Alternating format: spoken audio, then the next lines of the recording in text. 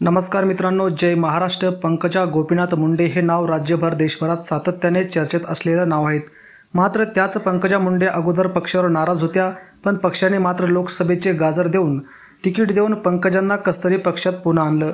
मात्र त्याच पंकजांचा दारुण पराभव केला शरदचंद्र पवार गटाचे खासदार बजरंग बाप्पा सोनवणे यांनी। मात्र त्याच पंकजा मुंडे ठाकरे गटाच्या वाटेने आहेत।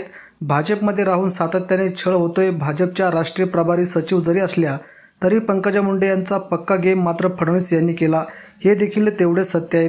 कारण लोकसभेपूर्वी पंकजा मुंडे यांच्या बालेकिल्ल्यात बीड जिल्ह्यात जेव्हा भाजपचा कार्यक्रम होता, नरेंद्र मोदी, देवेंद्र फडणवीस जेव्हा आले तेव्हा पंकजा मुंडे मंचावर नव्हत्या।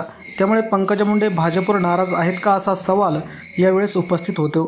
तर शिवसेनेकडून पंकजा मुंडेंना मोठी ऑफर देण्यात आलेल्या आहेत। पंकजा मुंडे शिवसेना उद्धव ठाकरे गटात जर आल्या तर महाराष्ट्राच्या पहिला महिला मुख्यमंत्री म्हणून आम्ही त्यांना मान सन्मान देऊ, असं विधान संजय राऊत यांनी केलेलं आहे।